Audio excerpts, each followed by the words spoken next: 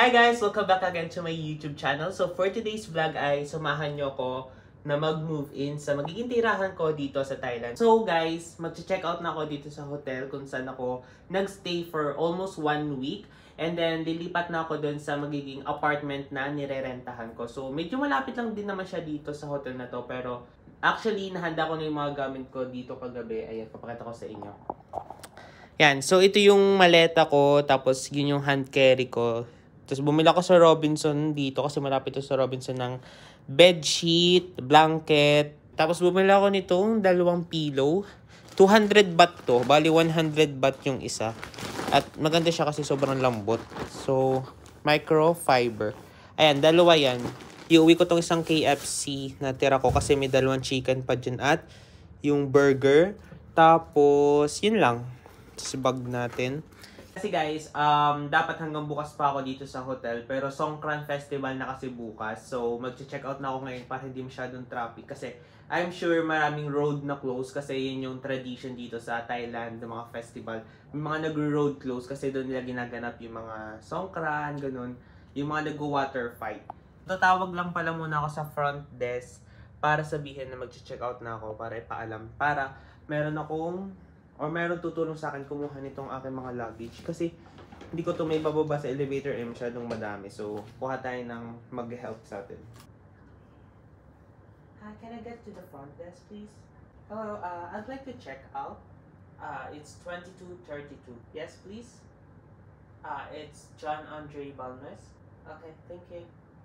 So ayun guys, na-inform ko na mag-check out ako. So it means pupunta sila dito para mag-pick up ng mga dala-dala kong gamit. So yun, dadahin na namin yun sa lobby. Tapos yun, paproceed na ako sa checkout.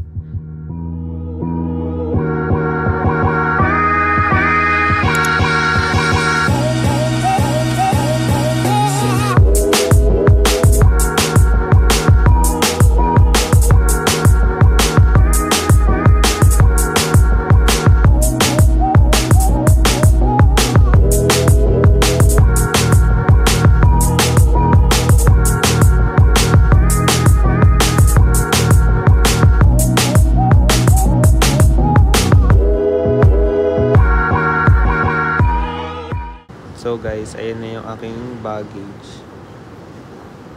So guys, nandito ako sa lobby. Inintay ko lang yung binook ko na car para i-pick up ako dito. Tapos pupunta tayo dun sa apartment na lilipatan natin.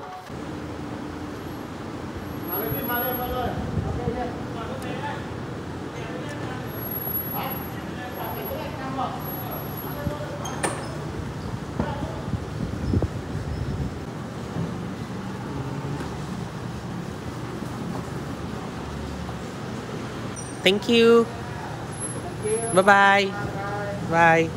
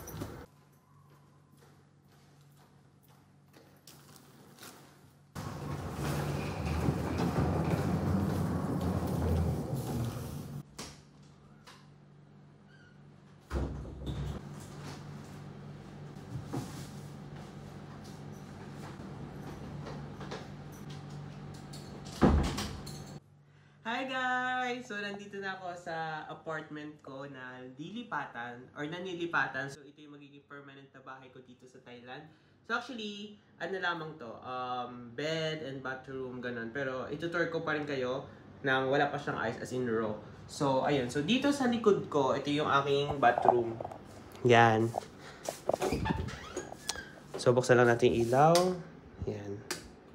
So, lahat ng ilaw ko dito ay white. Kasi yung ibang apartment yellow. So, mabait yung may-ari. Sabi ko gusto ko white. Yan, white yan.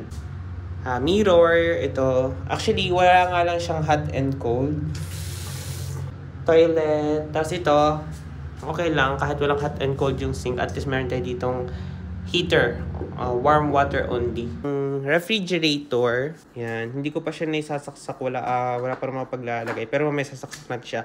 Tapos ito yung aking king size bed. Tapos meron ako ditong cabinet, table, and ito na yung aking view. This is my balcony. Tapos, sunset guys ang maaabutan ko dito. Which is okay na sa akin. Kasi yung kuryente ko dito, magiging 9 baht per unit yun. Tubig ko dito ay 200 baht ang minimum. Pero 16 baht siya per unit. So, kung hindi ako maka 200 baht this month still, 200 baht pa rin yung babayaran ko. So, yun lang yung pagdating sa bills. Tapos, ang rent ko pala dito ay 8,800 baht per month. So, kung maghahanap kayo ng apartment, malayo sa Silom, hindi naman siya sobrang layo sa Silom. Kung gusto nyo hindi masyadong malayo sa Silom, marami kayong makikita na starting sila talaga ng 8,000 baht per month. So, yun yung starting. Kung gusto nyo mas mura, kailangan nyo pumunta sa Sukhumvit. Yun, around that area, may makikita kayo dong condo na 7.5. Kaya lang sobrang layo na nandito sa Silom. So, sirain na natin itong plastic. Hindi naman natin ito gagamitin. Ang ganda niya. Tambok nung ng kanyang pagkakilo. Tapos hindi naman pala siya mahuhubad kasi sakto lang siya.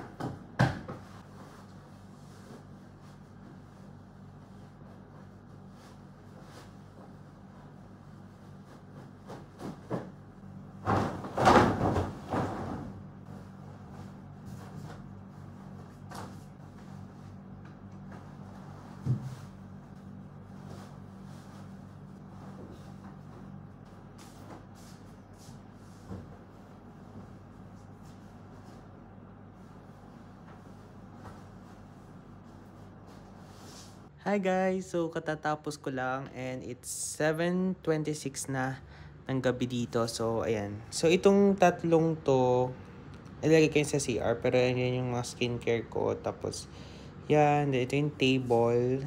Tapos, yan. Tapos, ito na. Naikabit ko na ang aking bed. Tapos, nabuhay ko na rin yung ref.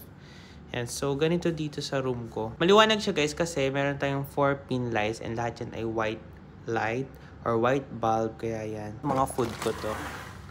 Meron ako mga dala dito na Nissin ramen, tapos ito ensaymada, Ding Dong fudgy bar, tapos ito Nissin din yan. Fan ako ng Nissin. Tapos ito yung mga accessories ko, gamit ko and everything. So naayos ko na lahat. Mamimili na tayo for my next vlog ng mga gamit ko dito sa bahay. So guys, bibili tayo ngayon ng rice sa 7-Eleven. So malapit lang siya dito. Mag-walking distance lang tayo.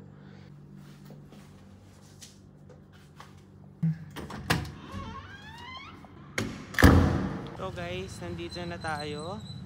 And 7-Eleven.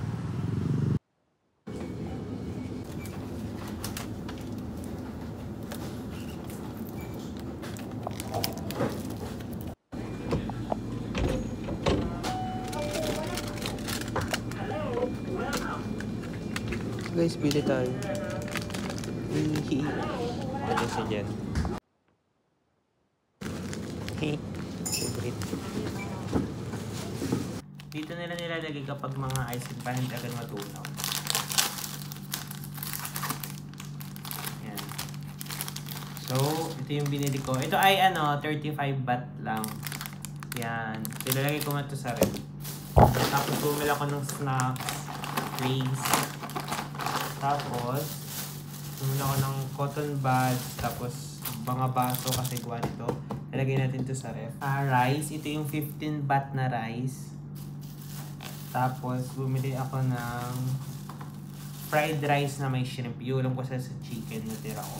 Bumili ako ng isang Nutella na be ready kasi napaibig ako eh. Hindi natin mga pinamili. And lahat sila ay 284 baht.